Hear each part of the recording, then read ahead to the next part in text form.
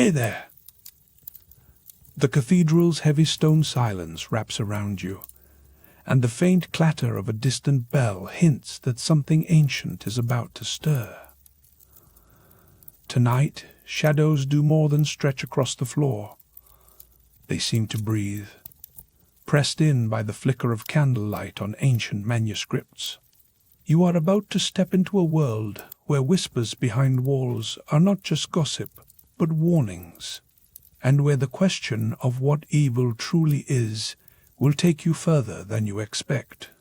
Before you get lost in these corridors of belief and fear, remember, if you genuinely enjoy unraveling secrets after dark, feel free to like and subscribe, and share where you're watching from in the comments.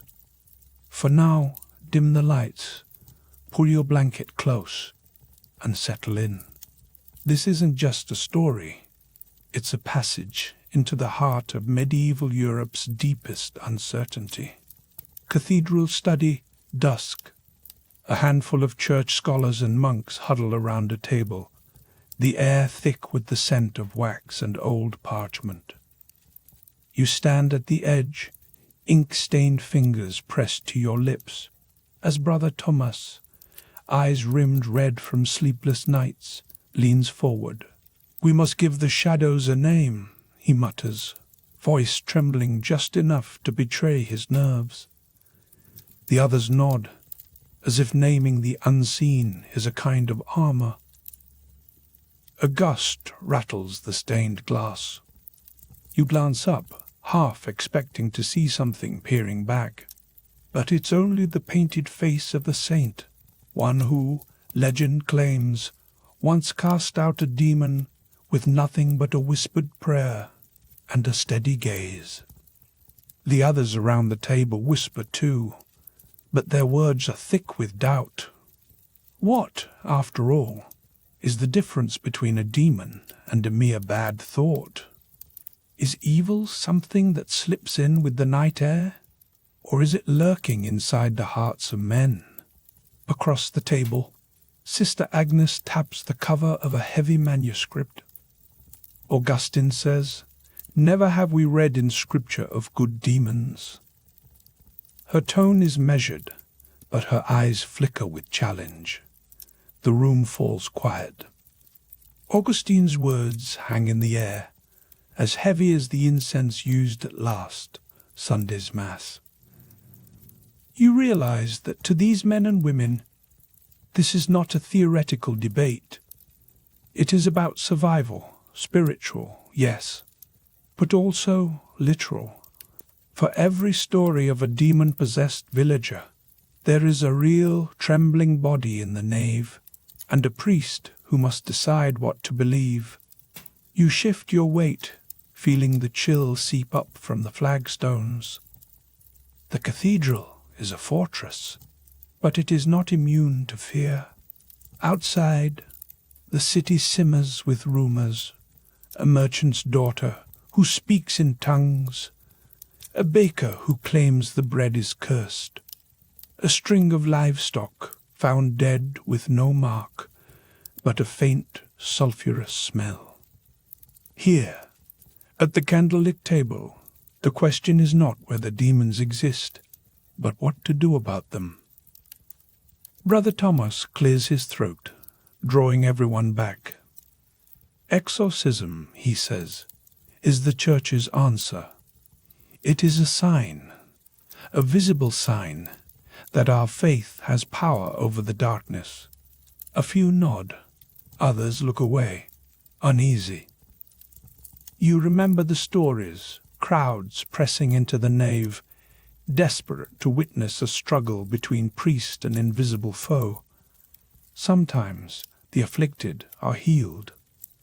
Sometimes they are not. Every failed exorcism leaves a scar on the community, a question mark on the soul.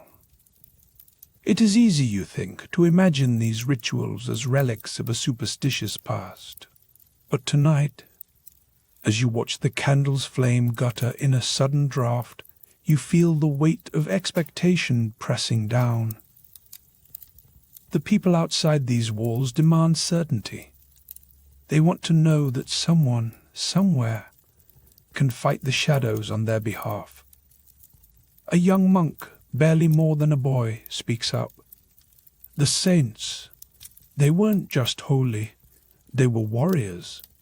They fought for us. The others nod, and you realize he is right.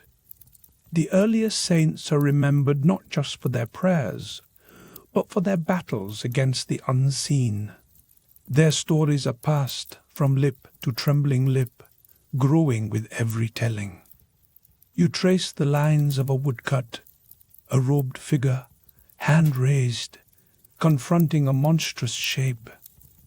The details are vague: horns, wings, a snarl that could just as easily be a yawn. But the message is clear. These images are not just warnings. They are promises. The Church, through its saints, can face down the darkness. Yet, beneath the surface, a tension simmers. Augustine's words return, echoing in your mind. Demons, he insists, are not simply angels gone astray. They lack charity and holiness. They are not just the absence of good, but its active enemy. This is not a comforting distinction. If demons are defined by what they lack, then how does one defend against emptiness?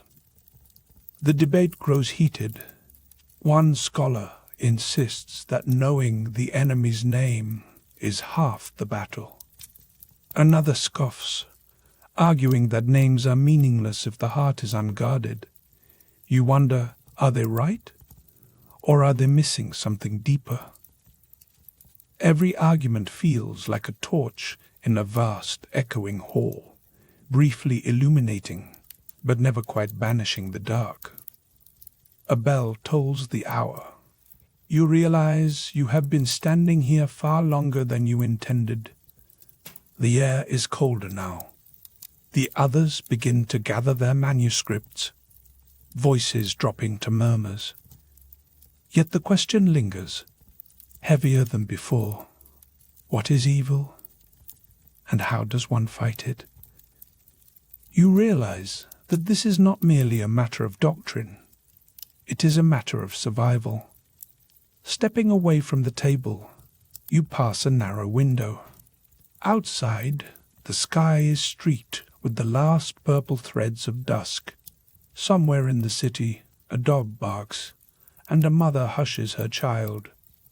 The cathedral is still, but the world beyond is restless, alive with rumors and fears.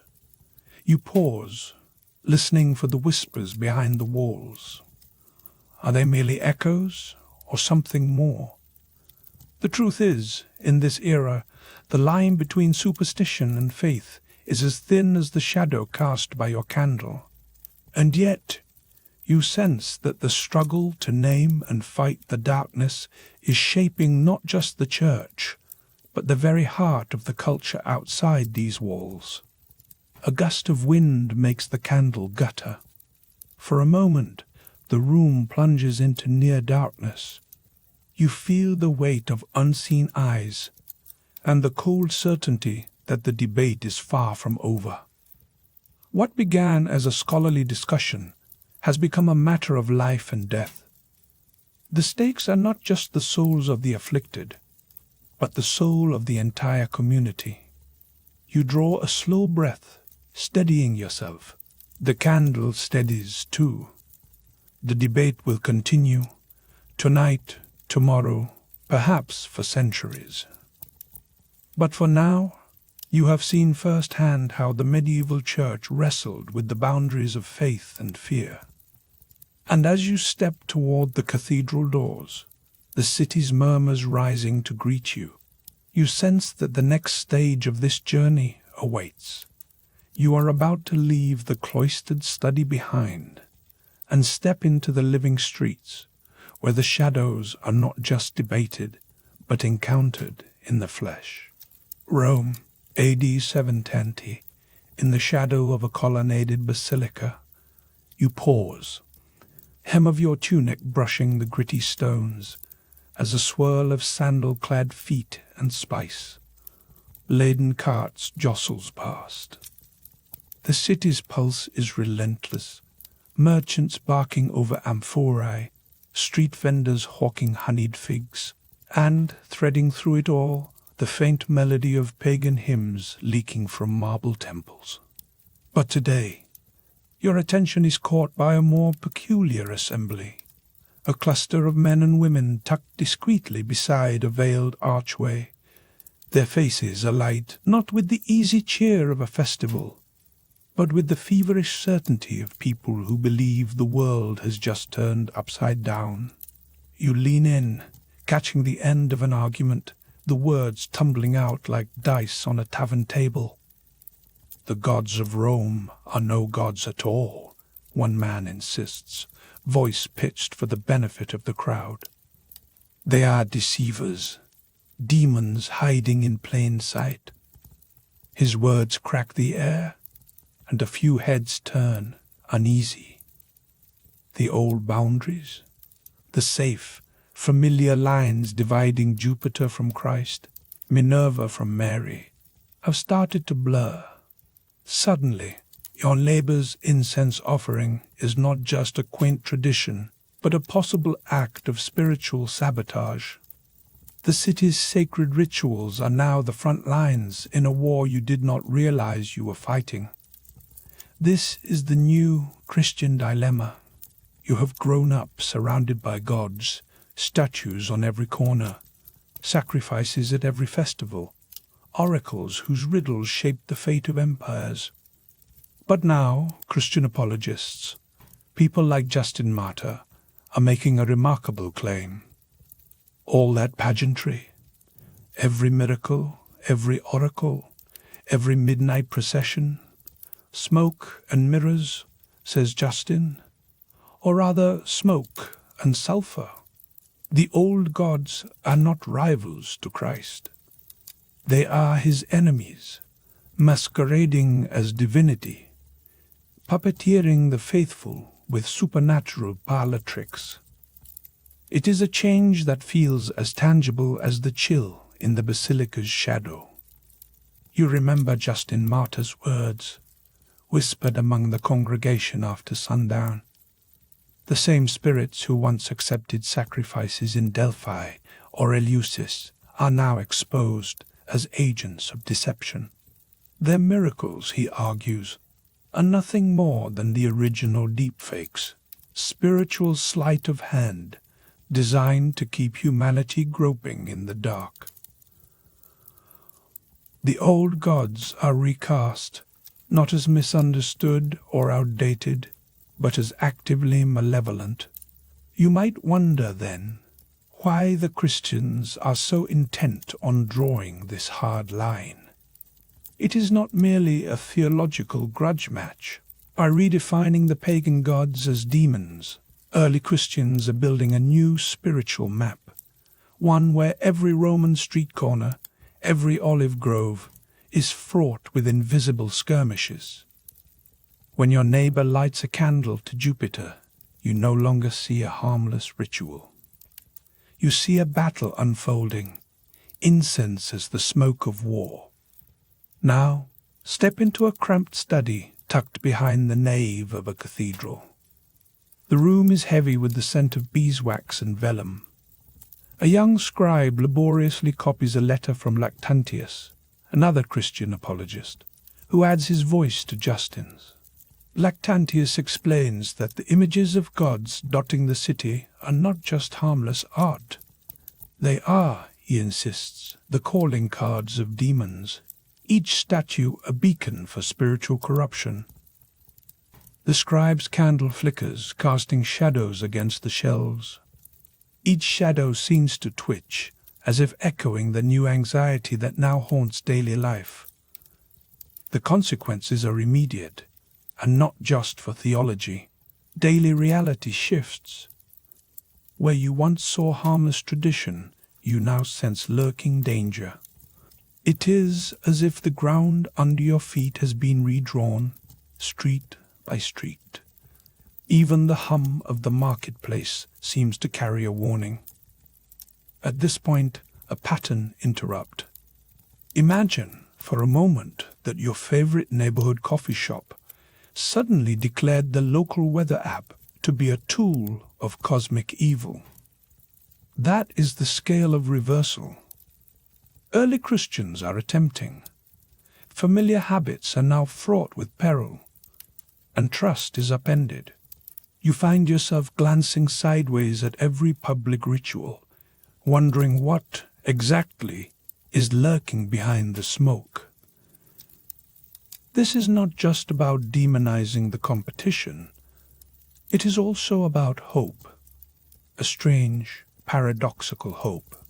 By identifying the old gods as demons, Christians are able to promise a definitive victory.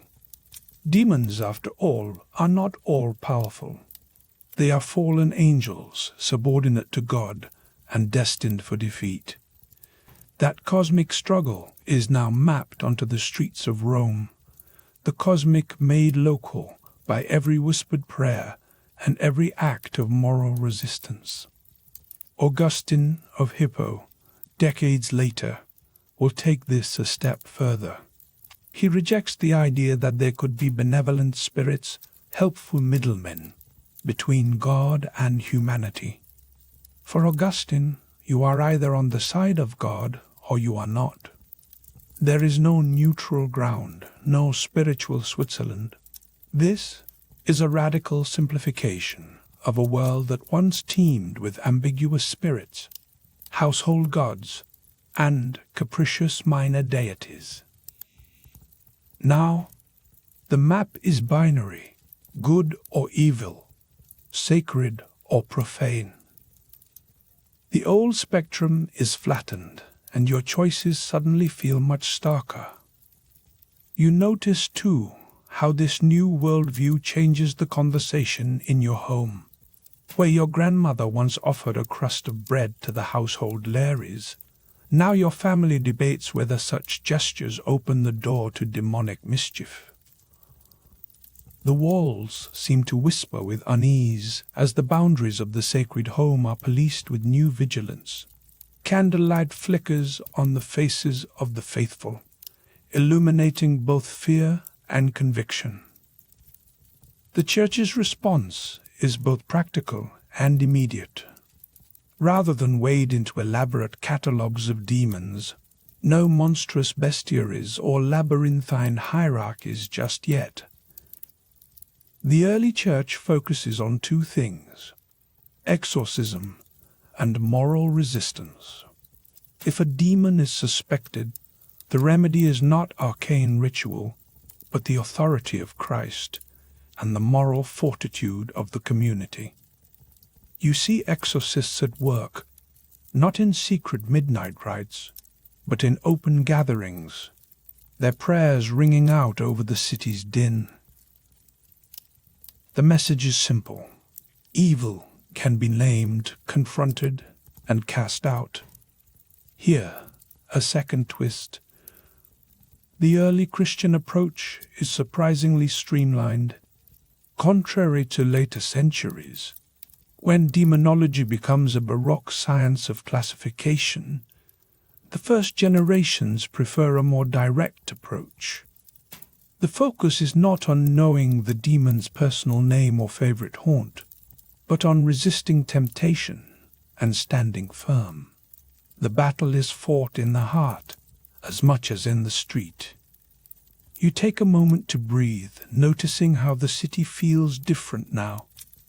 Rome is still Rome. The same tangled alleys, the same market cries, but the spiritual weather has shifted. The stakes are no longer just about which God receives your prayers, but about cosmic allegiance. Every act, every word is freighted with meaning. This is the moment when Catholic demonology truly takes root. Demons are no longer distant figures in myth, but fallen angels woven into the fabric of daily life. The city itself becomes a kind of chessboard, every square contested, every move observed by invisible eyes. You realize, perhaps with a wry smile, that the ancient world's most persistent legacy is not carved in marble, but whispered behind the walls of your own home. The line between holy and unholy is being redrawn, and you are standing right on top of it. The candle gutters low, the shadows deepen, and the sound of distant chanting seems to vibrate with a new urgency. As you step away from the crowded street, the question lingers. If the old gods are merely demons in disguise, what else in this world might not be what it seems? Inside a dim chapel, you overhear a heated discussion among the faithful. Cathedral study, dusk, a huddle of anxious parishioners, and a sleep-deprived deacon. You press your ear to cold stone, the air thick with the scent of beeswax and the ghost of incense. The voices rise and fall, names volleyed like secret passwords. Satan, Beelzebub, Legion. Each name lands with the weight of a closed book, and you sense how these designations are more than labels. They are barricades, hastily constructed from doctrine and dread, intended to hold the darkness at bay. The flicker of candlelight is jittery on the carved faces of saints, some serene, some looking like they've just heard the latest rumor about demon infestations. You edge closer, careful not to disturb the debate.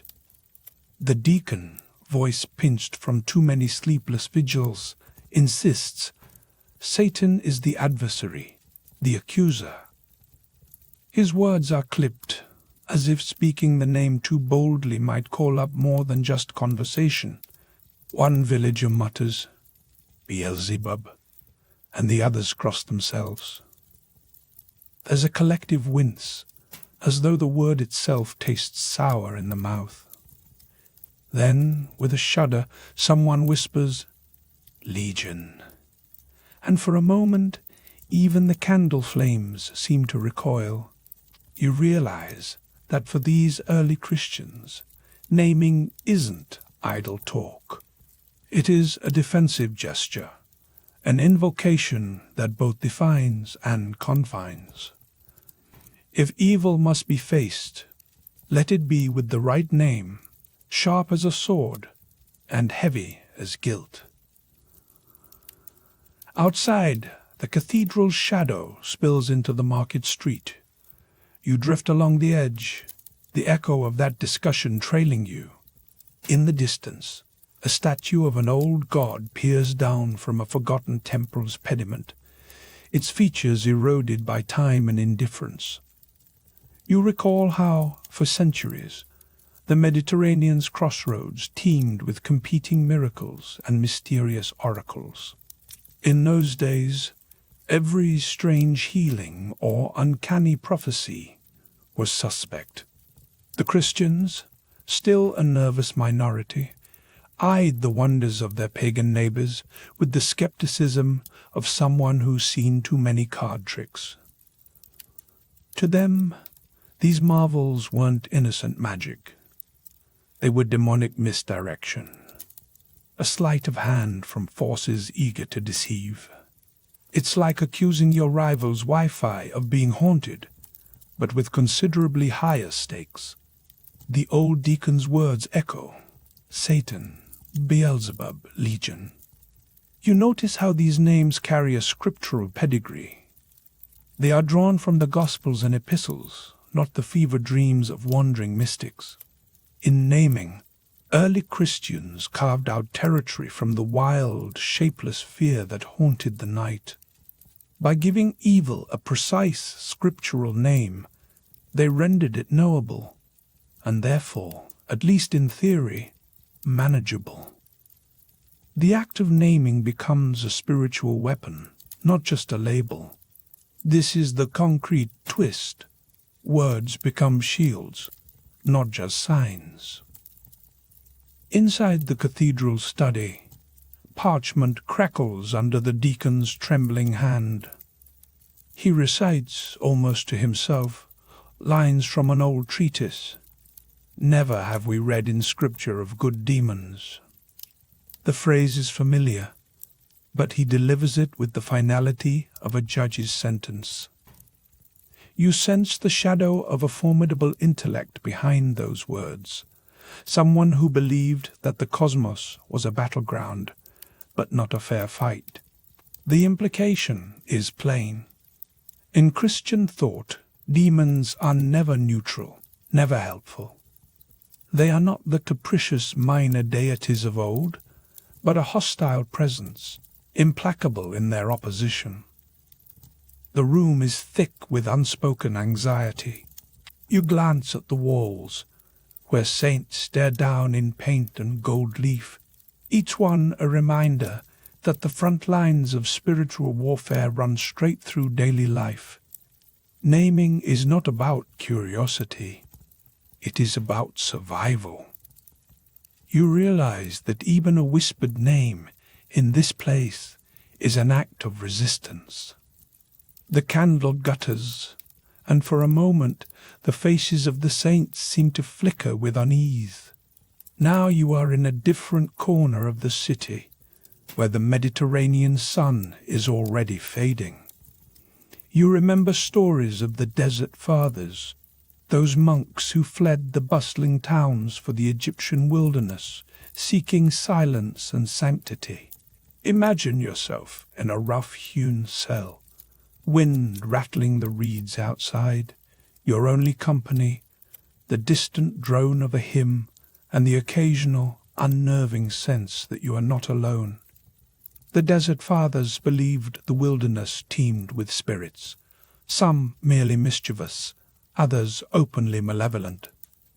They did not see these as gods in their own right, nor as equals to the Creator.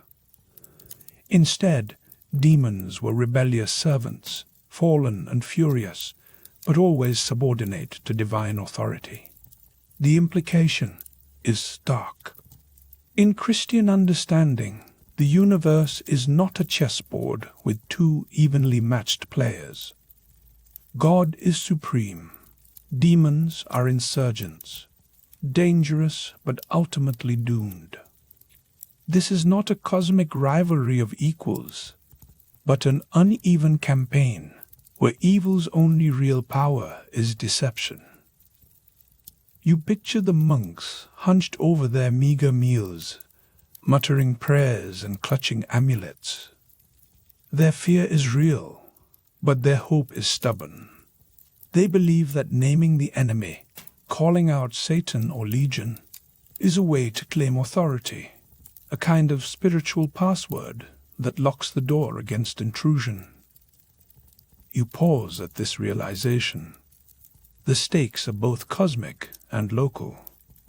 Every whispered name, every ritual gesture is a negotiation between terror and trust. The flickering candlelight, the echo of the deacon's anxious prayer, the distant hum of argument, these are the sensory threads binding the community together. The fear of evil is never far from the surface, but neither is the hope that it can be named, resisted, and ultimately overcome. As you step back into the chilly aisle, you notice a boy staring at the carved demon beneath the cathedral's choir loft. His mother tugs him away, but he lingers, eyes wide. The lesson is clear. To name is to draw a line, to say, here is the danger, but here also is the boundary. The names Satan, Beelzebub, Legion, these are not just echoes from ancient texts. They are the vocabulary of survival, the grammar of hope. You leave the cathedral as the bells begin to toll, the sound rolling out across the rooftops and into the alleys. Somewhere, a group of catechumens is preparing for baptism. The ancient ritual that marks a turning point in the struggle between light and shadow. The names linger in the air, heavy yet oddly reassuring. You sense that the old dilemma, how to face evil without being consumed by it, remains unresolved, echoing in every whispered prayer and every flickering candle. It's baptism season in the heart of Rome, and already the next challenge is taking shape. Rome, mid-3rd century, inside a cavernous basilica, you stand among a nervous line of catechumens, would-be Christians, awaiting baptism as the sunlight slants through high windows, catching motes of dust and the flicker of candle stubs. The marble floor is cold beneath your feet. Behind you, the city's rush echoes faintly. But within these thick stone walls, the air is thick with whispers and the low drone of priests reciting ancient words. You can almost taste the incense, sharp and bitter, clinging to your tongue. Your turn approaches. An exorcist in worn but dignified robes, one of 52 listed by Pope Cornelius, steps forward. His Latin is crisp, practiced, and you feel the weight of centuries in those syllables. The exorcism is less a private affair than a performance, and the congregation leans in, eager for a hint of drama, perhaps a shudder, a gasp, or a telltale sign that something invisible is being forced out. Even here, faith is a public spectacle. Spiritual authority is not just whispered about in cloisters, but demonstrated boldly in front of the crowd. Exorcism, you realize, is the ultimate street performance, a badge of faith's practical power. A young woman beside you clutches her tunic, eyes darting nervously. She is a catechumen, like you, and you both have undergone this ritual, not once, but repeatedly. The early church requires it. Repeated exorcisms are stitched into the fabric of baptismal preparation. Each prayer is a safeguard, a spiritual vaccine against the world's invisible dangers. The priest, his face half in shadow, half in candlelight, moves down the line, hands raised. You can hear the muttered names, Satan, Beelzebub, and the notorious Legion, all drawn from Scripture and spoken with a kind of cautious respect. These are not abstract evils, but living presences, believed to lurk just beyond the edge of ordinary sight. Outside, Rome is a swirl of merchants, soldiers, and the ever-present clatter of horse hooves on stone. But here, in the basilica's cool gloom, the threat is not the tax collector or the gossip on the corner. The real enemy is spiritual, and the church's answer is direct. Exorcism in the open, under the eyes of the faithful, with prayers that ring out over the heads of the newly converted. Pope Cornelius, you are told, has written a letter counting out the church's official ranks, not just priests, but also readers and doorkeepers, and, notably, a cadre of exorcists. 52 of these specialists serve the city, their work as routine as that of the baker or the scribe. Their presence is a quiet boast. The Christian community is organized, prepared, and, most importantly, able to confront the forces that terrify the common citizen. The basilica's shadows lengthen as the ritual continues. Somewhere near the altar, a child whimpers, and an older priest offers a reassuring smile. The drama of the exorcism is not always thunder and spectacle. Sometimes it is simply the calm repetition of ritual, the slow erosion of fear through familiarity. The early Christians do not spend their evenings drafting elaborate demon genealogies or swapping tales from obscure texts. Their focus is practical, exorcism and moral resistance, not the tangled mythologies found in non-canonical writings. You watch as another catechumen steps forward, trembling. The priest's hand rests lightly on her head. The congregation waits, breath held, for some sign. But instead of shrieks or convulsions, there is only a steady, measured prayer. The power of the rite lies in its ordinariness. It is routine, yet extraordinary. A daily act that claims cosmic significance. Demons, in these early centuries, are not just bad vibes or metaphorical shadows. They are real, tangible threats, believed to have the power to torment the faithful in body and mind. Yet, even as the prayers rise and candles gutter, a crucial belief underpins the ritual. Whatever mischief demons might attempt, their power is strictly limited by God's providence. The faithful are reminded, over and over, that the struggle is real, but the outcome is not in doubt. The ritual is both shield and reassurance. You shift your weight, feeling the chill of the stone beneath you, and glance at the ancient texts piled near the altar. Their spines are cracked, their pages stained by candle wax and time.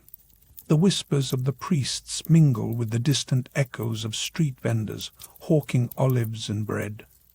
Rome is a city of contrasts, noise and silence, chaos and order, the mundane and the miraculous.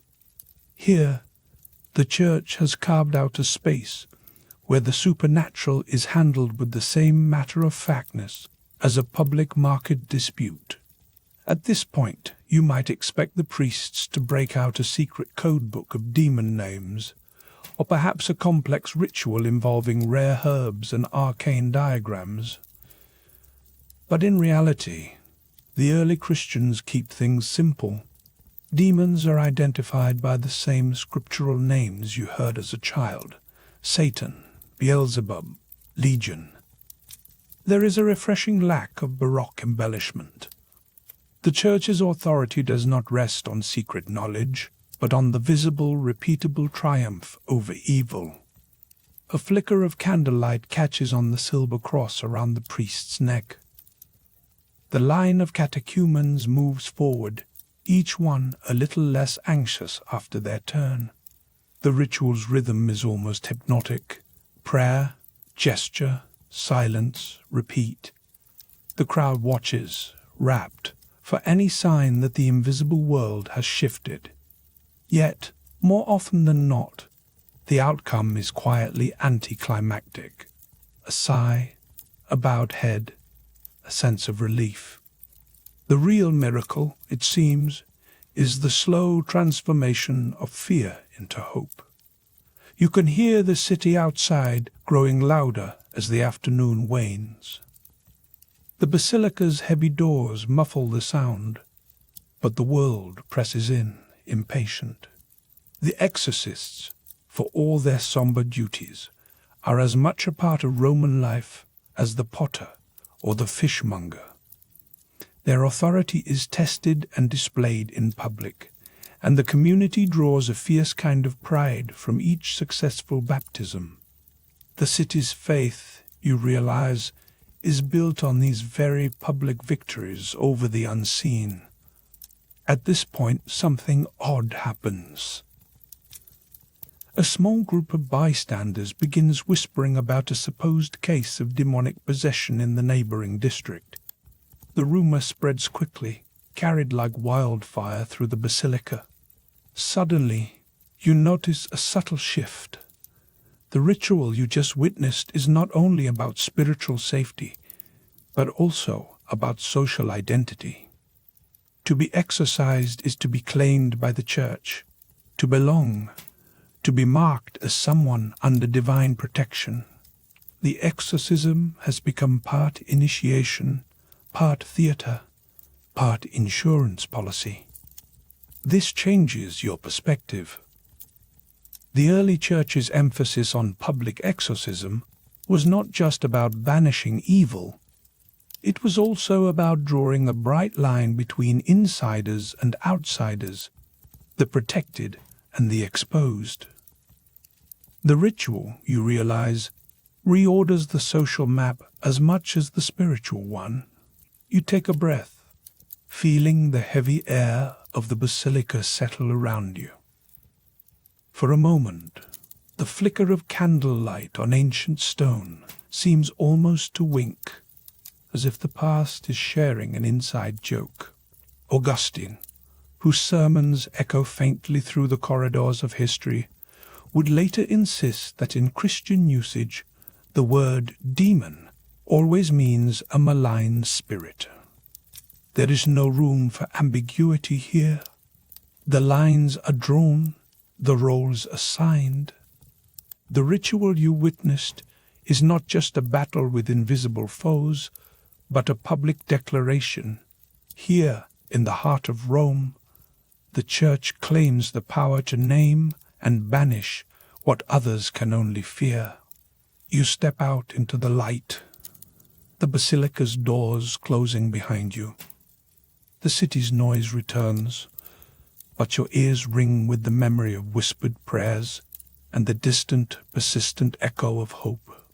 Beyond the city walls, the world is vast and uncertain. But for now, you carry with you the quiet assurance of those ancient words. The journey is far from over. You find yourself far from city walls, deep in the Egyptian wilderness. Egyptian desert, late 4th century. You and an ascetic monk huddle in a cramped stone cell as dusk settles. Sand slides through the cracks, pooling at your feet in tiny, persistent drifts. The cell is little more than a hollowed-out tomb, its walls scraped raw by centuries of wind and prayer. The only light shivers at the tip of a beeswax candle, painting the monk's gaunt face with restless shadows. Each movement of the flame seems to conjure a new enemy in the corners. This is not the quiet retreat you imagined. Out here, every hour is a siege. The desert father beside you listens to the wind, lips moving in a whisper that's half prayer, half warning. To him, the Egyptian wilderness is not a place to escape the world, but to confront its most persistent nightmares. The city's clamor is gone, but the silence is full of whispers, and the boundaries between mind and spirit feel as thin as the cell's battered door. You try to focus on the monk's voice, but your attention drifts to the candlelight, dancing over a battered copy of the Psalms. It is clear that this man believes demons are not abstract ideas or metaphors. They are as real as the sand under your fingernails and the ache in your knees. For these desert fathers, the world is alive with invisible combatants. Every intrusive thought, every shadow on the wall is a possible skirmish. The monk tells you that prayer is his only weapon, relentless, repetitive, and, admittedly, sometimes desperate. He does not expect to win, but he knows the rules. Demons can wound, but only God can decide the outcome. The struggle is not about triumph, but endurance. You look out through a cracked window slot. The horizon glows blood orange, and the wind claws at the stones.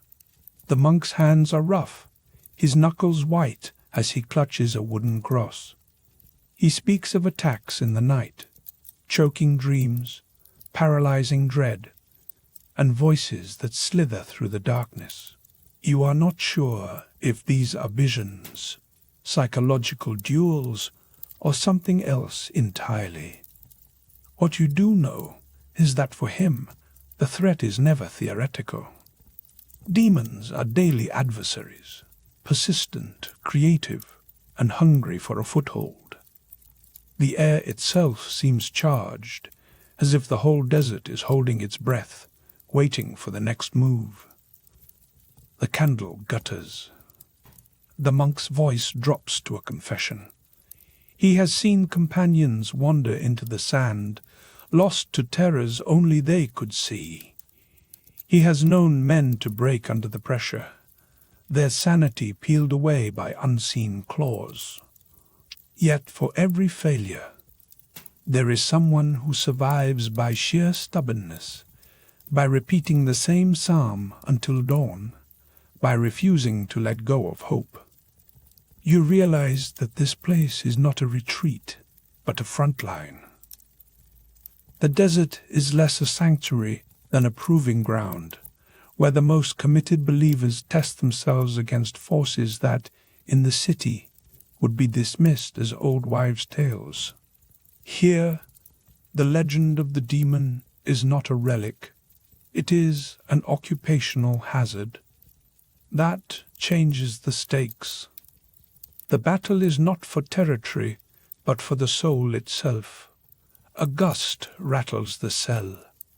You hear a distant chant, half swallowed by the wind, drifting from a neighboring hermit's cell.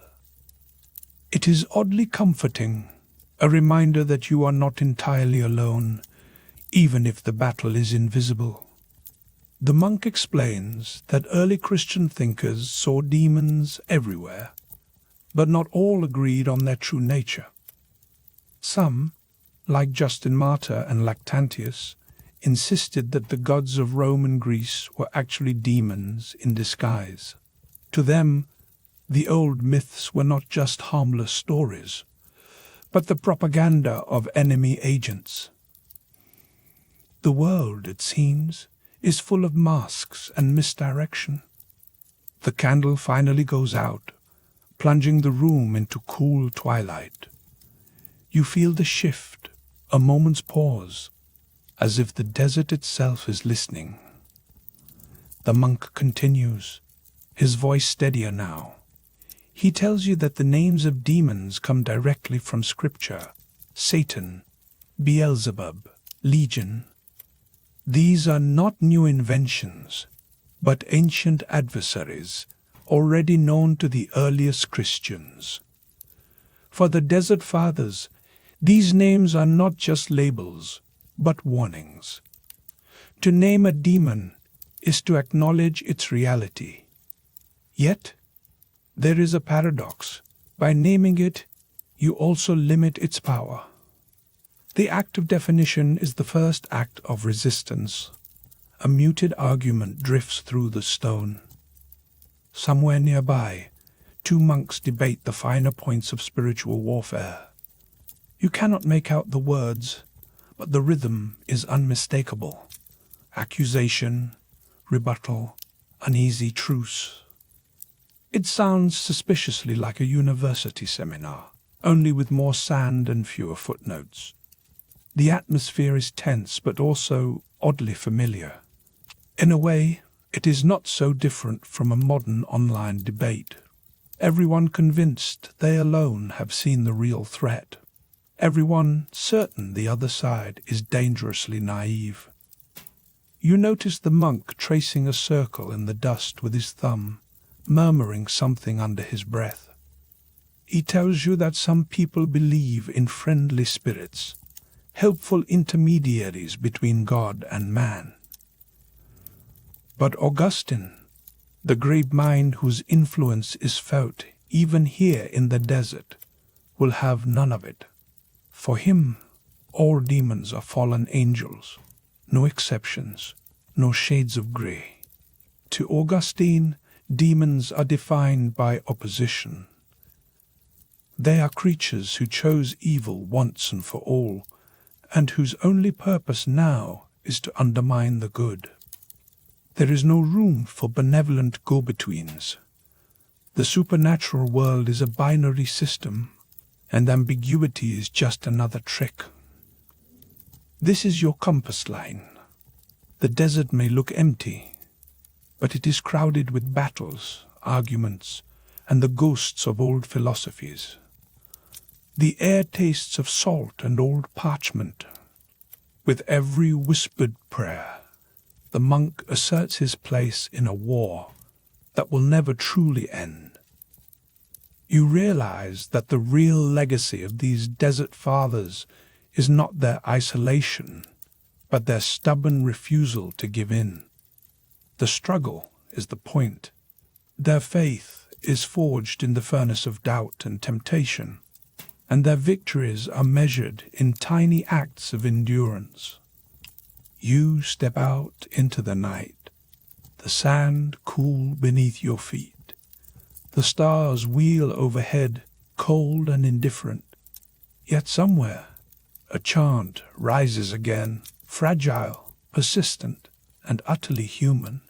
You walk toward it, wondering how many of your own inner battles would look to these monks like the work of ancient adversaries. The desert may never reveal all its secrets, but you carry one truth with you here.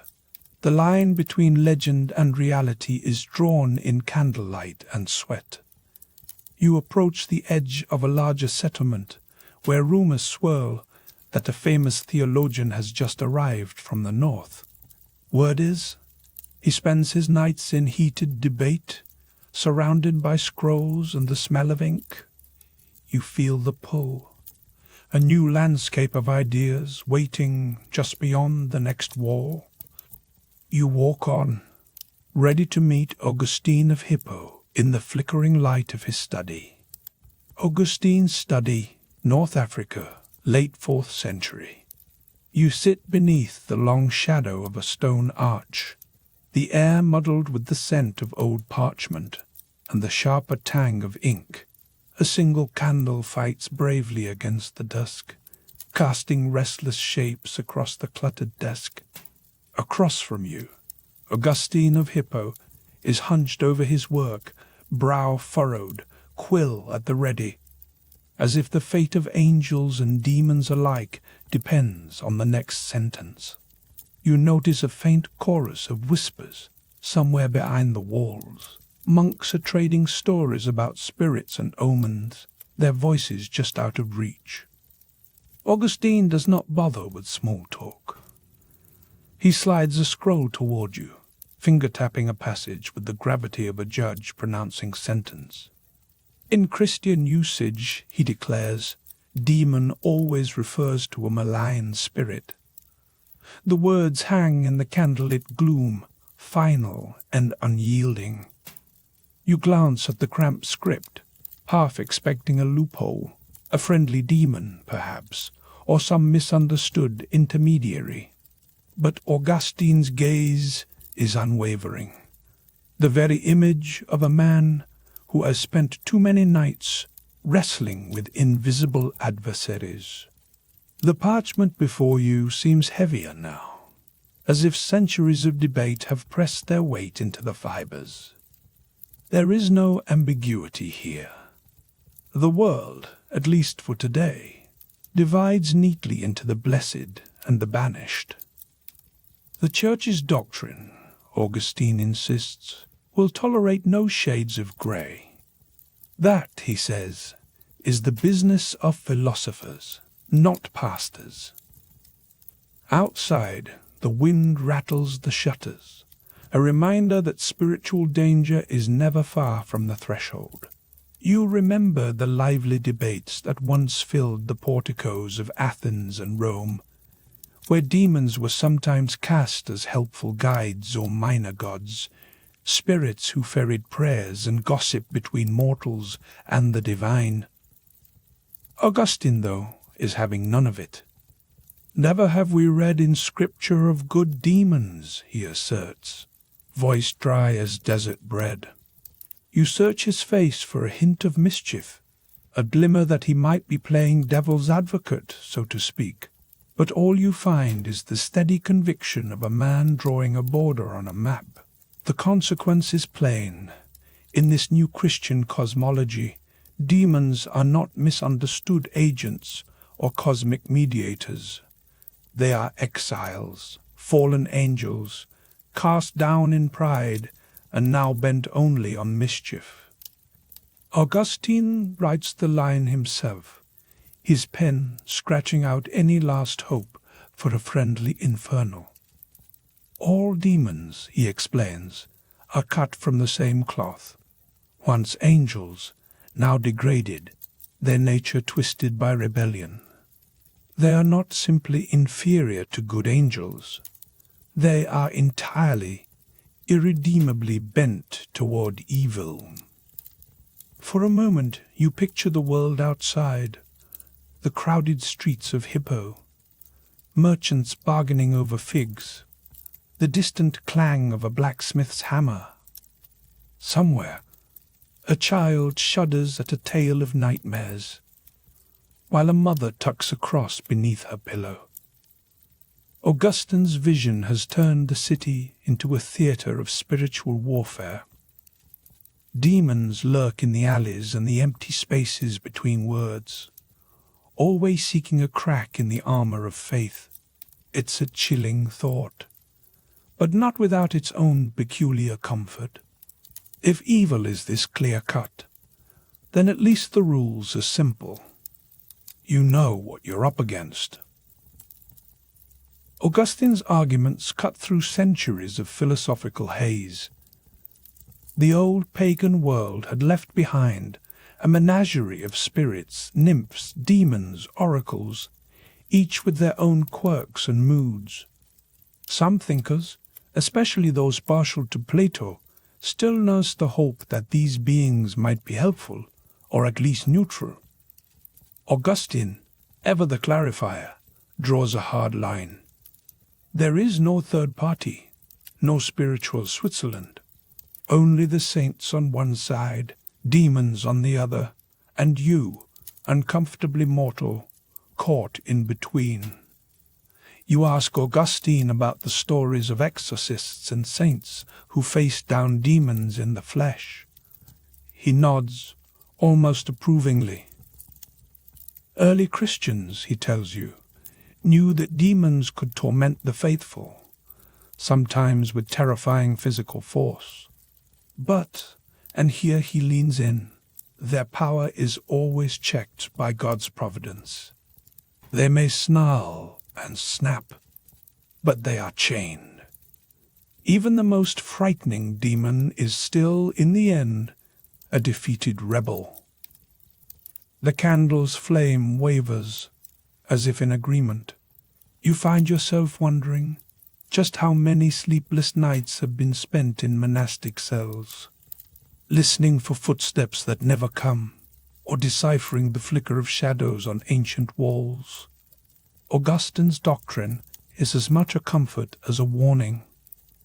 The enemy is real, but so is the limit on his reach. You return to Augustine's scroll, noticing how methodically he dismantles the idea of benevolent intermediaries. There are no friendly go-betweens standing between God and man. The chain of command is direct, no room for cosmic middle management. A sudden twist.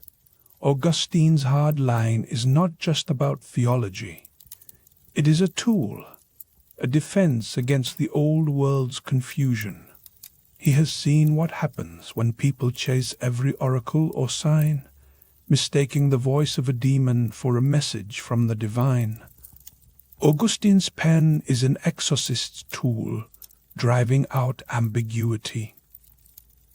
The miracles and oracles of pagan religions, he insists, are nothing but demonic trickery, cheap parlor tricks meant to distract, deceive, and ultimately destroy. The implication is simple. If you are tempted to consult an oracle, or to place trust in the ambiguous magic of the old gods, you are not just dabbling in harmless superstition. You are, in Augustine's view, bargaining with the enemy. This is no small accusation. In a world where uncertainty can mean the difference between salvation and ruin, Augustine's clarity is as sharp as a sword. For a brief moment, you remember the whispered rumors about dualistic sects. Groups like the Manichaeans, who imagine the universe as a battlefield between equal forces of good and evil.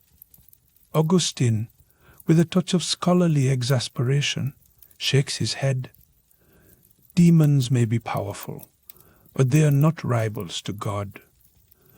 Their pride and malice, he says, ensure their ultimate downfall. No matter how loud their whispering, they remain creatures, finite, broken, doomed by their own rebellion. The room feels smaller now. The candles glow more intimate. You realize that Augustine's vision has not just banished the old spirits, it has redrawn the map of spiritual struggle. There is no neutral ground, no safe passage between light and shadow. The stakes are enormous.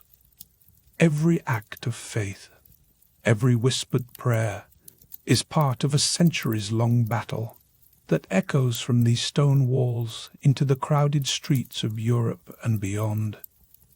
The struggle is not just theological, but cultural. Augustine's doctrine will ripple outward, shaping art, law, and even the fears that children whisper to each other in the dark. You sit back, the chair creaking beneath you, and consider what just changed. Here, in this candlelit study, the last hope for a good demon has been erased. The lines are drawn. The world will never see spirits quite the same way again. The flicker of the candle becomes a beacon, guiding you out of the shadows of ambiguity into the bright, if sometimes unforgiving, light of doctrine. A distant chant rises from the cathedral, echoing through the stone corridors. You gather your cloak, already feeling the chill of the night, and step into the corridor. The whispers behind the walls have faded, replaced by the certainty of Augustine's words. As you make your way through the winding halls, you wonder how this new clarity will shape the next gathering of bishops, where doctrine will be hammered out by candlelight and conviction. In a nearby chamber, the council is waiting, ready to carve these lines into the bedrock of faith. Council chamber, dusk, Rome. You sit on a hard bench in the shadow of a vaulted ceiling, your eyes adjusting to the dance of candlelight along the stone. Wax drips like slow tears onto a battered wooden table. Bishops cluster nearby in heavy robes, their voices a blend of Latin prayers and brisk practical debate. The air tastes of old parchment and nervous sweat. You are here for a reckoning, not with the devil himself, but with the rules that will define him for centuries to come. A silver-haired bishop clears his throat. His voice, dry and insistent, slices through the murmurs. Demons are not gods. They are not even close. The man gestures at a manuscript scrawled with looping script, as if the ink itself is a ward against confusion. You realize, with a flicker of surprise, that this is not a battle for the soul, so much as a careful exercise in cosmic accounting. The bishops are not conjuring monsters tonight. They are setting boundaries, as if wrangling unruly children who have broken curfew. The council's tone is clear. Demons are not cosmic rivals, but cosmic troublemakers. Rebels who cannot escape the leash their creator still holds firmly. The doctrine, as it emerges from the haze of incense and argument, is both oddly reassuring and quietly unsettling. Demons, you are told, began as angels, creatures of light, originally as blameless as the morning sun. But pride, that ancient flaw, curled its way into their hearts. The rebellion was not a glorious war, but a catastrophe of arrogance. These spirits fell not because they were strong, but because they were reckless. You glance at a bishop's hands, trembling as he traces a passage from a battered codex. The parchment is brittle, the Latin dense. The phrase jumps out, non sum Dei, not gods. The message is simple enough. Demons can tempt, torment, and deceive, but they cannot create. They do not write the rules, they merely find loopholes and exploit them. The cosmic battle, it turns out, is less a clash of equals and more a lopsided contest. The bishops make it plain, God's victory is inevitable. Demons can only delay the outcome, not rewrite the script. For a moment you imagine the cosmic struggle as a chess match where one side insists on knocking over pawns and scattering pieces. But the checkmate is already assured. The rules are fixed. The sense of dread is real. But so is the confidence that the ending is written in favor of good.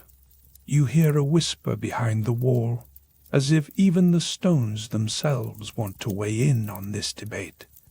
You lean back, absorbing the peculiar comfort of this doctrine.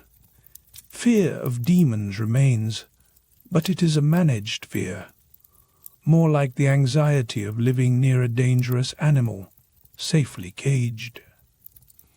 The bishops are architects of boundaries. Their doctrine is a kind of spiritual risk management plan, with just enough space for awe and terror, but not so much that chaos can slip through the cracks. Suddenly, a new voice enters the fray. Augustine, his silhouette sharp against the candlelight, raises his hand. He is not here in the flesh, but his ideas ripple through the room as if he were. Augustine's insistence is uncompromising. There are no benevolent spirits hanging around as middlemen between God and humanity. There are angels, and there are demons. Everything else is wishful thinking or pagan superstition. This idea lands with the force of a thrown stone. You can almost hear the arguments from the streets outside, where old traditions die hard. In the marketplaces, some still cling to the notion of helpful spirits and household gods, little guardians who might smooth your path or heal your ills. Augustine's doctrine crushes that hope. He draws a line in the sand. Every spirit not from God is, by default, on the other side. If you listen carefully, you can catch the distant echoes of disappointment. The promise of friendly intermediaries is gone. The world feels a little lonelier. The spirit realm divided into stark camps, no neutral ground, no mysterious helpers lurking in the shadows. Augustine's other contribution is equally bracing. Demons are not just wayward, but utterly bent toward evil. Their pride is both their curse and their undoing, ensuring that they remain forever outside the circle of grace. No redemption arc, no chance at forgiveness. In this narrative, the only thing more permanent than damnation is the certainty of God's judgment. You shift on the bench, feeling the gravity of this worldview. It is not just about cataloguing monsters. It is about drawing a map where every path is either toward the light or away from it. The stakes are enormous. You realize that the medieval mind, for all its superstitions, is relentless in its logic. Every loophole is closed, every ambiguity resolved. There is no room for half measures or blurry borders. Outside, the cathedral bells toll the hour. A faint breeze stirs the candle flames. The bishops move to the next topic, the so-called miracles of the old gods. Here, the twist is both subtle and satisfying. What the pagans called wonders and oracles, the early Christians reframe as demonic trickery. The logic is simple. If an idol speaks, it is not a god, but a demon with a flair for drama. This maneuver is clever, almost sly. The bishops do not deny the reality of supernatural events. They simply rebrand them. Miracles outside the Christian fold become evidence for the prosecution, not the defense. The council's verdict, every magic trick, every oracle's riddle, is a demon's sleight of hand.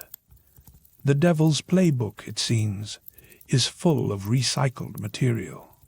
You can almost picture the ancient streets beyond the cathedral walls, hucksters selling amulets, soothsayers muttering incantations, crowds gathering around, traveling magicians. The bishops watch all this with a mixture of suspicion and exasperation. Their message is clear. Just because you see a wonder does not mean you have encountered the divine. A sudden hush settles over the chamber. The doctrine, now set in ink and whispered in shadow, has teeth. Demons are downgraded. They are formidable, but not formidable enough to threaten the cosmic order. The hierarchy is strict, God at the top, angels below, and demons somewhere in the basement rattling their chains. The clarity is almost comforting. You feel, for a moment, the odd serenity of boundaries. The universe is wild, but not lawless. The bishop's rules are not just theological fine print. They are survival guides for the soul. The whispers behind the stone walls fade, replaced by the steady rhythm of distant chanting. You sense that the struggle between fear and faith, hope and dread, is not just a medieval problem. It lingers, echoing in the cultural imagination long after the candles burn out. The room grows colder as the council adjourns. You gather your cloak, stepping out into the corridor where the scent of incense and old stone lingers in the air. The doctrine is clear, but the questions it raises are as alive as ever. What if the boundaries are not as solid as they seem? The legacy of these debates will ripple onward, shaping not only how you fear, but how you hope. You drift through the echoing halls, the distant sound of chanting following you, toward a smoky cathedral where stories of saints and exorcists swirl with the incense. Cathedral study, late medieval Europe, dusk. A solitary candle throws jittery shapes against the stone as you slip into the draughty chamber, the faint aroma of incense clinging to your cloak. Outside, the city's clamor is muffled by thick walls, but within, whispers seem to glide across the vaulted ceiling, half prayer, half rumor. Here, legends swirl not just around relics or relic collectors, but around the men themselves, saints, exorcists, and spiritual brawlers who stride through the stories like armored action heroes. You have arrived just as a new tale is being inked upon parchment, destined for stained glass and song. You find yourself beside a lectern, peering down at a hagiographer's fresh script. The scene he paints, a stoic priest, sleeves rolled, confronting a writhing parishioner. The crowd presses close, holding candles and breath in equal measure. A hush falls, broken only by the sharp command of the exorcist, invoking saints, angels, and Christ himself. The drama is unmistakable. Here, sainthood is not a purely private affair. These men become icons by wrestling with the invisible. their reputations swelling with every tale retold around smoky hearths. Early saints, you realize, are often depicted less as passive martyrs and more as spiritual gladiators, locked in cosmic combat with the demonic. You notice how these stories are curated for maximum effect. The faithful want spectacle, after all. Word spreads of holy men banishing evil with a flick of the wrist or a single thunderous prayer. It is not just salvation on offer. It is a show, a medieval blockbuster, complete with special effects, shaking bodies, sudden silences, and the ever-present promise of a miracle. Pilgrims flock to cathedrals not only for relics, but for tales of these supernatural battles, eager to witness the clash of good and evil made tangible. Yet, as you lean closer, the candle sputters, and you catch another undercurrent beneath the heroics. Fear. If saints can do battle with demons, what of the rest of us? The line between the holy and the haunted feels perilously thin. Whispers run along the nave like a draught, stories of villagers gone mad, crops blighted, illnesses unexplained. The saints are celebrated, yes, but their very necessity is a reminder that the world is teeming with invisible threats. Suddenly, the hagiographer's quill pauses. A new name enters the script: Augustine. You picture yourself transported to the Mediterranean, the 4th century's golden sun slanting through a scholar's window. Augustine is not interested in spectacle. His gaze is steady, his words cool and precise. To him, demons are not ambiguous spirits or pagan leftovers. They are fallen angels, created good by God, but now utterly bent toward evil, inferior to their obedient counterparts and incapable of redemption. Augustine's logic is as clear as the ring of a bell across the cloister. There can be no middle ground, no kindly spirits acting as celestial messengers for humanity. He rejects the idea of benevolent intermediaries entirely. Demons are not misunderstood.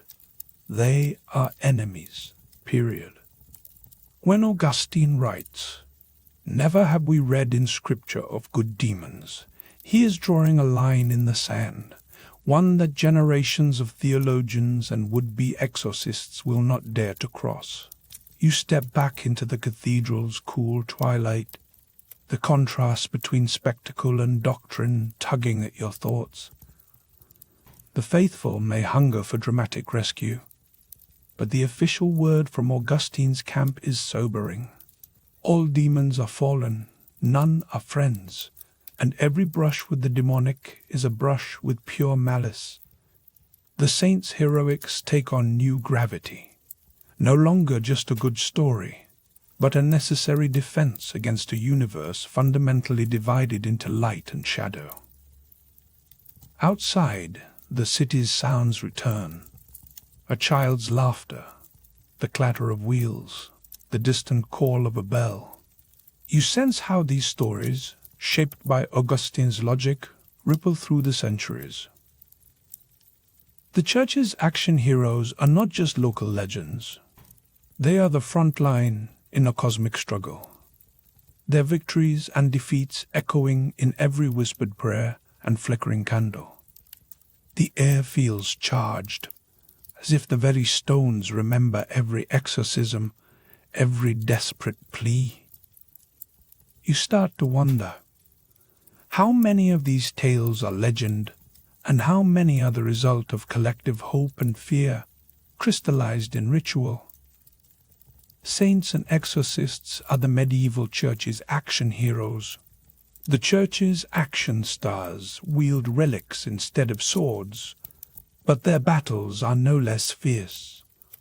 The consequence is that sainthood becomes a public spectacle, shaping popular attitudes toward evil, and toward the possibility of salvation.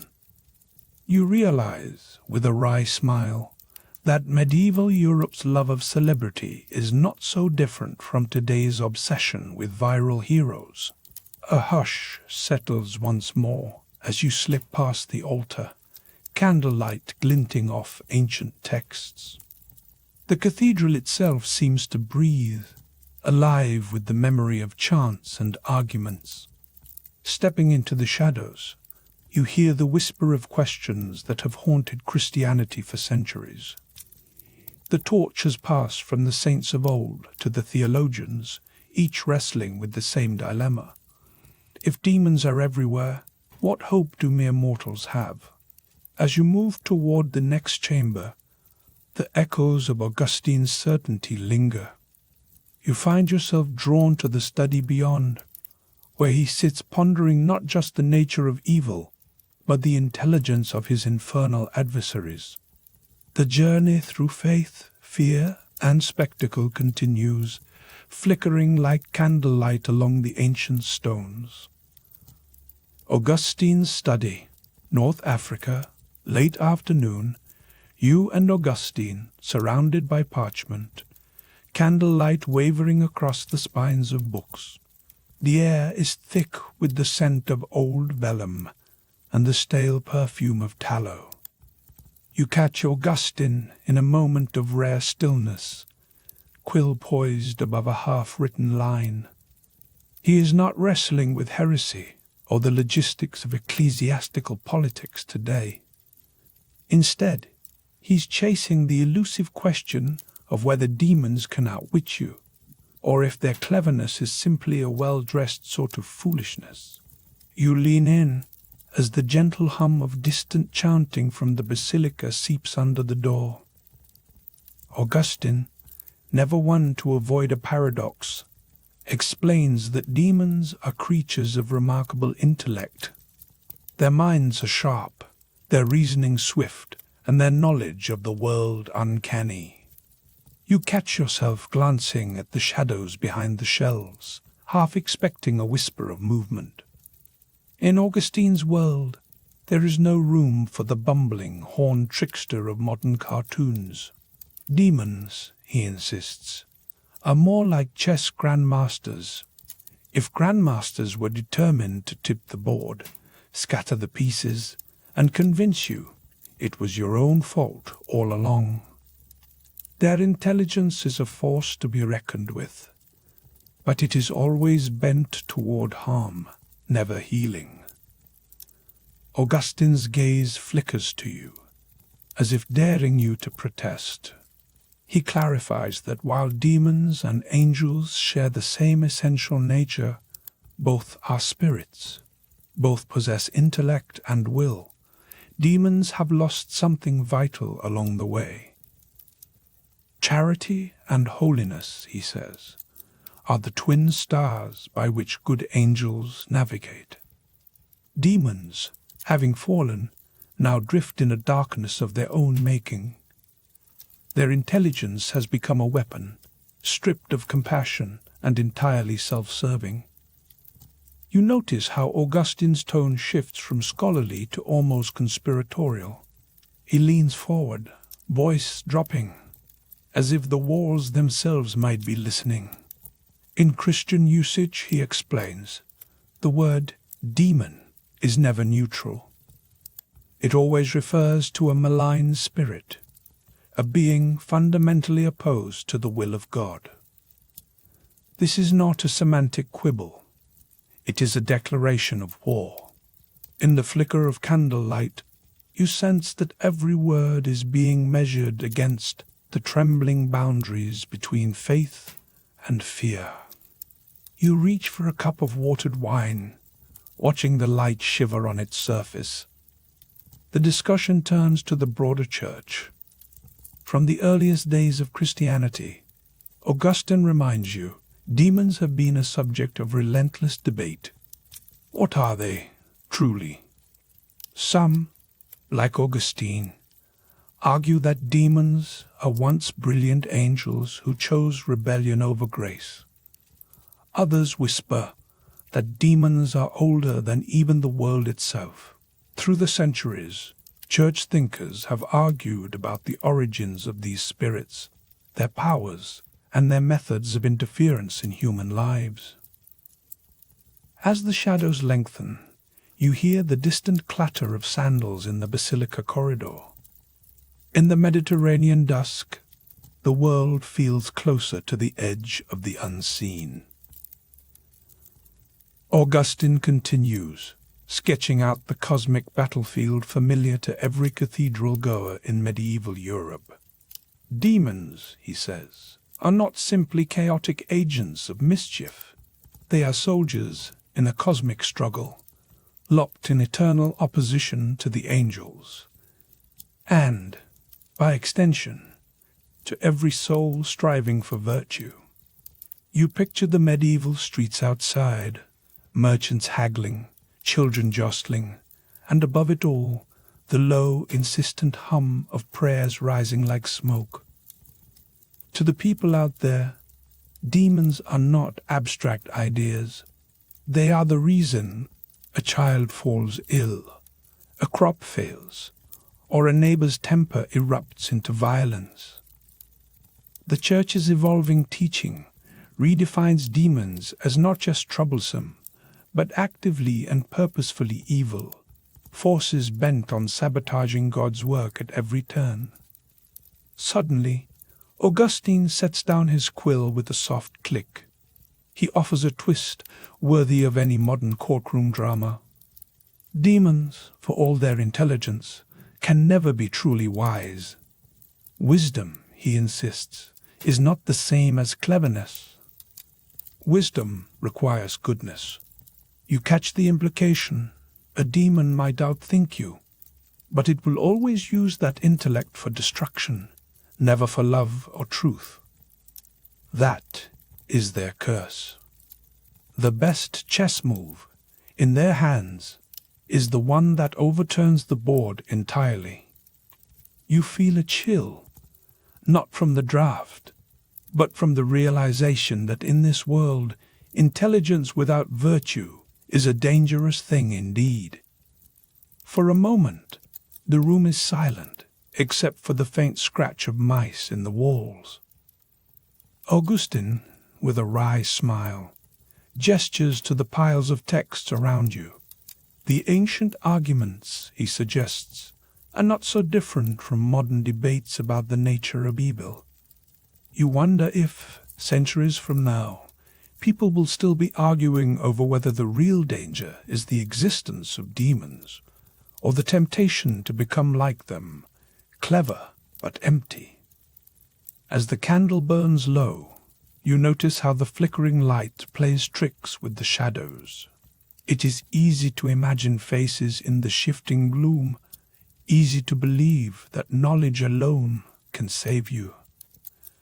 Augustine, ever the pragmatist, reminds you that holiness is the real armor.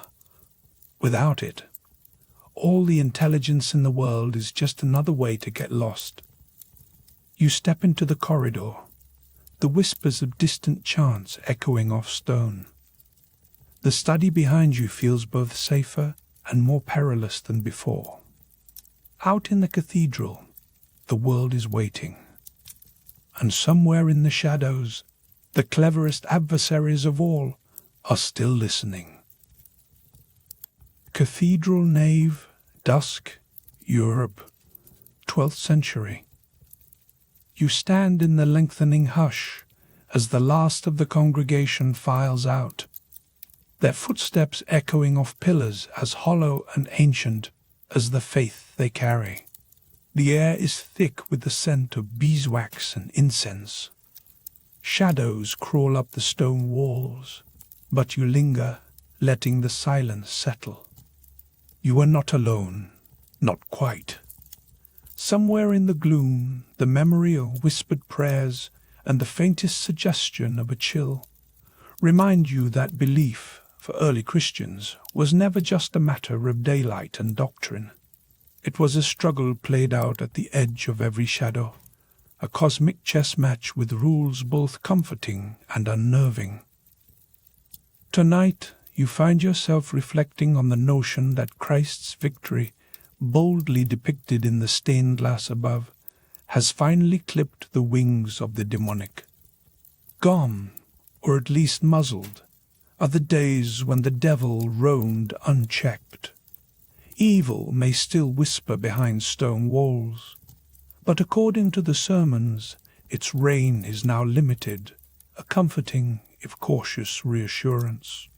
You watch as a young altar boy snuffs out the last candle, and you wonder, is that flickering flame the last defense against darkness, or merely a symbol that the worst threats have been leashed?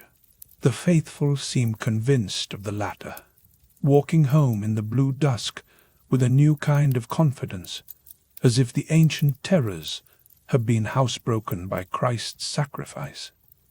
Yet beneath this veneer of triumph, there is an undercurrent of unease. You recall the stories traded in hushed Latin among the cathedral scholars, accounts of demons who, though weakened, still prowl the borderlands of the faithful's imagination. According to tradition, these aren't just metaphors for bad choices or social ills. Demons remain real, lurking presences who can torment the body and tempt the soul, though now only with God's grudging permission. It is a bit like being told your city's criminal underworld has been tamed, but you should still double-lock your door.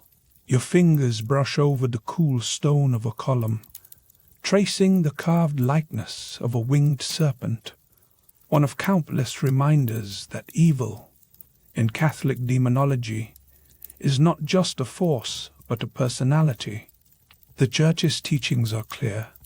Demons are fallen angels, ancient intelligences who once soared in divine service but now skulk in opposition, locked in a cosmic struggle between good and evil. The drama is not a fair fight, though. Demons, for all their cunning, are not rivals to God. They are outlaws operating on borrowed time, their every action allowed only by the will of a higher authority. As you drift toward the sacristy, the air grows cooler. Candlelight flickers on the spines of leather-bound tomes. You pause at the threshold, recalling the words of Augustine, whose shadow looms over every theological debate in this place. Augustine, ever the philosopher, insisted that demons are not mindless brutes, but possess intelligence and knowledge akin to their angelic kin. This is no comfort. If anything, it makes the enemy more unsettling. Demons, in this view, study you as intently as you study them. They know your patterns, your weaknesses, your secret doubts. You are left with a paradox that would feel at home in any modern thriller. Evil is real, intelligent, and personal, but its leash is short. Hope tempers fear. The message is subtle but powerful. It is not that the world is suddenly safe. It is that the faithful have been given tools to resist, and that resistance itself is a kind of victory.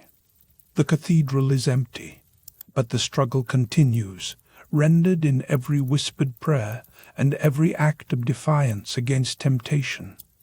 You hear, faintly, a sound that could be a chant, or simply the wind threading through the cloisters. For a moment, it is easy to imagine the desert fathers, those devout monks who once retreated to the Egyptian wilderness, battling their own demons in the silence of their cells. In their world, the line between spiritual and physical torment was thin, the struggle as visceral as it was philosophical. Their stories seep into the stonework here, reminders that every victory over evil is hard won, never taken for granted. At this point, you might expect a neat closure, a reassurance that the demons are truly gone. But history, like the cathedral, is built in layers. The medieval faith does not erase fear, it harnesses it, transforming the monstrous into manageable threats. The real shift is not the disappearance of evil, but the birth of a new kind of hope, one that knows evil's power, but trusts in its limits. As you step outside, the city's ancient streets are alive with the murmur of returning worshippers and the distant clatter of horse hooves. Somewhere, a bell tolls. You realize that the real victory is not in banishing darkness, but in learning to walk through it, candle in hand, unafraid to look back. The echoes of chant and argument linger in the air, as if reminding you that the debate over evil's reach and resilience is far from over.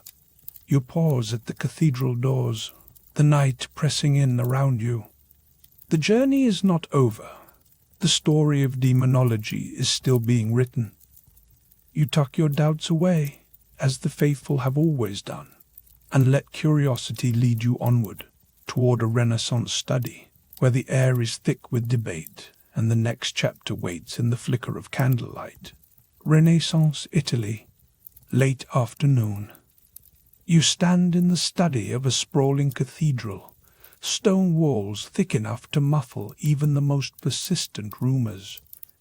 Two Jesuit scholars lean over a battered desk, parchment scattered, wax drippings hardened like tiny, failed miracles. The air smells of old ink, anxious sweat, and the faint, acrid scent of tallow candles burning themselves out. Outside, the city erupts with news. Another woman accused, another crowd gathering, the witch trials in full, feverish swing. Inside, however, you find a different storm brewing. The Jesuit to your left, Brother Matteo, jabs a finger at the margin of a thick tome. His voice is pitched low, words spilling out in Latin-tinged Italian, but the meaning is clear. How many of these demons are truly from Scripture, and how many are simply imported from the countryside taverns? You glance at the manuscript. The ink sketches are grotesque, horned figures, twisted bodies, each more elaborate than the last. But the question lingers in the candlelit air. Demonology, once a tool for understanding evil, now seems to be fueling something far less noble. The arguments you hear sound like the start of a modern faculty meeting, but with more risk of torches and pitchforks. You leaf through a page. The parchment is rough beneath your fingertips, the script confident but wavering at the edges, as if the scribe feared what he wrote. Centuries before, the early church had focused less on these elaborate creatures and more on the act of exorcism itself. Casting out evil was a sign, a public demonstration that Christianity could do what other religions or rival sects only claimed to do. The crowd wanted spectacle, and the church delivered, sometimes with all the subtlety of a street magician. But now, the spectacle has spiraled. The city outside is hungry for villains. Every cough, every failed harvest, every misfortune can be pinned on some invisible infernal agent. You catch the eyes of the second scholar, Sister Isabella, who rolls her eyes as the bells toll. If every sniffle is the work of a demon, then what need have we for medicine? She asks dryly. Her tone would not be out of place in a present-day staff lounge. You realize this. The church's grip on fear has begun to loosen, ever so slightly. The authority that once drew crowds with exorcisms now finds itself trapped by its own invented horrors. Matteo mutters about Augustine, about how the early fathers spent more time debating the nature and origin of demons than tallying up their names. In those days, the focus was resistance, moral, spiritual, personal, not the endless cataloguing of every imp and incubus from every village nightmare. A gust of wind rattles the shutters. Somewhere beyond the stone walls, you can almost hear the distant echo of a woman's cry, swiftly swallowed by the city's noise. The scholars fall silent for a moment, the candlelight flickering over their faces. The silence feels like a verdict. In the shadows, you sense the presence of earlier centuries. Dualistic sects, like the Manichaeans, once imagined demons as true rivals to God, locked in a cosmic tug-of-war that never quite resolved. But the Catholic tradition, for all its drama, never fully embraced that symmetry. Evil might roar and posture, but it was always, at heart, a usurper, a parasite, not a peer. You remember that in the earliest days, before the demon catalogues, the Church's approach was almost minimalist. Exorcisms were loud, yes, and sometimes terrifying, but the theology behind them was simple. Evil exists, and it can be cast out.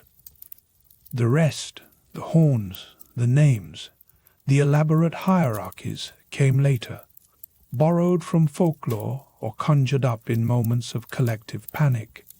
A monk passes by the doorway, his robes whispering against the flagstones. He glances in, eyes wary, as if weighing whether this room is safe for his doubts. You realize you're witnessing a quiet revolution. The authorities who once shaped the rules are now second-guessing their own creations. Scholars like Matteo and Isabella begin to wonder if the real danger is not from the unseen world, but from the stories people tell about it. The room seems to pulse with a new kind of tension, one that is not about fear, but about the possibility of change. Sister Isabella leans in, voice hushed. What if we're wrong? The question is simple, but it lands heavy, as if the air thickens around you. Her words hang between the candle and the cold, damp wall. The Jesuits' doubts are not without consequence. If the Church admits error, if even a whisper of skepticism escapes these stone walls, what happens to the trials outside? What happens to faith and to hope? For centuries, the spectacle of exorcism has served as proof, a visible sign that Christianity holds real power over evil. Now, that proof trembles on the edge of revision. You take a breath. The study's shadows twitch as if listening. You look down at the parchment again, seeing not just ink and vellum, but the future of belief itself. The stories you tell, the creatures you fear, the rituals you perform, they do not exist in a vacuum. They shape the city beyond the window, and the city shapes them in turn. A distant commotion rises, then fades. You wonder how many more lives will be swept up in the fervor before the tide turns. For now, the debate inside these walls offers a thin line of resistance.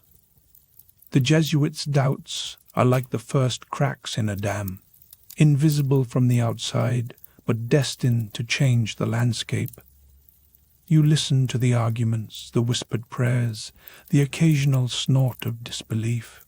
Candlelight dances on the spines of forbidden books.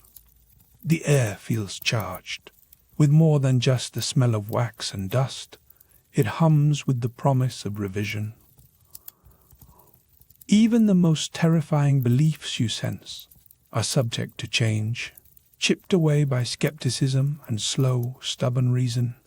Outside, the witch trials rage on. But inside this cathedral study, you witness the birth of a new possibility. The idea that perhaps, just perhaps, the greatest power lies not in naming demons, but in questioning their place in the world. You step closer to the window, hearing the muted roars of the crowd. The world is changing, very slowly, and you are here for the first stirrings. Candlelight flickers over your hands as you turn another page. The margin notes are uncertain, the ink almost apologetic. But the questions are bold. A single sentence comes to mind. Sometimes the bravest act is to doubt the stories that once held you captive. Somewhere beneath your feet, the cathedral stones remember centuries of footsteps, priests, skeptics, penitents, and the occasional troublemaker. The echo is faint, but it is there. You notice the air has shifted.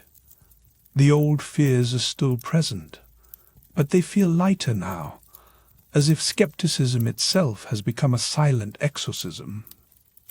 Centuries later, you stroll through city streets, no longer medieval, but the shadows linger. Rome, late afternoon, a stone cathedral study with the city's bustle, just beyond the stained glass. You run your fingers along the row of vellum-bound books, their spines cracked and titles faded by centuries of candle glow. The world outside is unmistakably modern. Scooters whine, phones trill, and the aroma of roasted espresso drifts through an open window. Yet here, in this corner of Europe, you can still sense the pulse of an older anxiety. Shadows huddle in the corners, as if waiting for a summons. You settle into a creaking wooden chair, elbows on a table carved with crosses and vines, and notice a single candle flickering beside a modern lamp. The juxtaposition is sharp, ancient fear, contemporary comfort. As your eyes adjust, the quiet is broken only by the faintest whispers, perhaps a trick of acoustics, or perhaps the cathedral stones remembering secrets spoken long ago. If you listen closely, those whispers sound oddly familiar.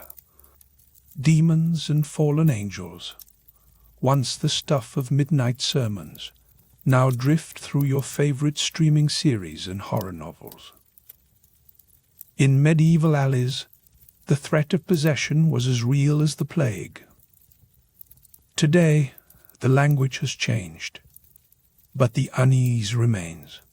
You might not see an exorcist on every corner, but the word itself still stirs something primal. Centuries ago, you would have watched as a priest in a rough habit pressed a crucifix to a trembling forehead. The crowd would murmur, hope and dread mingling in the incense-thick air. Exorcism was more than ritual. It was a spectacle. It proved to everyone, believer or skeptic, that the Christian faith had power over the unseen, a declaration that the old gods and their demons had been put in their place. But Christianity's relationship with the demonic was always more complicated than a simple victory parade. Early Christians believed that Christ's triumph had definitively constrained demonic power. This was not just a story for the hopeful. It became a foundation of doctrine. Evil, while persistent, was now on a leash, snarling but unable to devour the faithful whole. You hear Augustine's voice echo from a nearby alcove, his words bouncing off the ancient stones. Augustine, ever the philosopher, drew a sharp line between angels and demons, both made of spirit, but only one group possessed charity and holiness. Demons were, in his view, the ultimate outsiders, cut off not by substance, but by the absence of virtue. If angels were the honored guests at a celestial banquet, demons were the ones left out in the cold, hungry, and resentful. In the earliest Christian writings, the ones you might imagine copied by candlelight in a monastic cell, demons were named and catalogued with a librarian's precision. Satan, Beelzebub, Legion. These were not just metaphors, but adversaries with histories and personalities. The names carried weight, as if invoking them might invite a chill or an unexpected draft across the scriptorium floor. Pause for a moment. The flicker of fear you feel now, in the 21st century, is not so different from what a medieval monk might have felt as the wind howled outside his stone cell. Even now, stories of possession and exorcism surface in newspapers and on late-night talk shows. The setting has changed, but the primal questions linger. Suddenly, the cathedral's hush is interrupted by the distant clang of a tram. The spell breaks. You are reminded that the battle between good and evil is no longer confined to incense, thick sanctuaries or shadowy cloisters. It has slipped into living rooms, movie theaters, and even the scrolling glow of your phone screen. It is easy to forget how much of modern culture, supernatural thrillers, demonic motifs in fashion, whispered prayers at hospital bedsides, draws its power from these ancient confrontations. Here is where the pattern repeats, but never quite the same. The exorcist's Latin chant might now be a therapist's gentle voice, or a parent's whispered reassurance at midnight. The forms evolve, but the desire to push back the darkness remains. You may not believe in literal demons, but you still battle unseen forces, anxiety, guilt, the inescapable sense that something is lurking just out of sight. Pause again. Even when the shadows seem to retreat before the bright lights and rational explanations of the modern world, they never vanish. Instead, they slip into subtler forms. The old stories become metaphors, the rituals become habits, but the sense of mystery persists. In the Renaissance, you would have watched the scholars debated demonology under frescoed ceilings, arguing over Latin texts, while the city outside pulsed with commerce and scandal. Now, the debate has moved to podcasts and online forums, but the basic questions are unchanged. What is evil? Where does it come from? And how do you know when you have truly banished it? You realize, sitting amid the candlelight and electric glow, that the struggle with the unseen is not a relic of superstition, but a living tradition. It shapes how you interpret nightmares, how you approach suffering, and even how you tell stories around the dinner table. The words may be different, but the tension between hope and fear is eternal. If you think you have outgrown the need for exorcisms and demon lists, look again. The next time you feel a chill in a silent room or sense a presence when alone, remember that you are participating in a legacy that stretches back through the centuries. The line between faith and fear is as thin now as it was when Augustine wrote by candlelight. And so, as you stand to leave the cathedral study, the city's hum calls you back to the present. Yet the whispers behind the stone walls follow, persistent as ever. The battle with the unseen is not over, and perhaps it never truly will be. The echoes of demonology, once chanted in Latin, now disguised as memes or movie monsters, remind you that every generation must find its own way to grapple with the darkness. The candlelight may be artificial, but the questions endure. You step into the street, shadows at your heels, carrying with you the uneasy hope that courage will always outlast fear.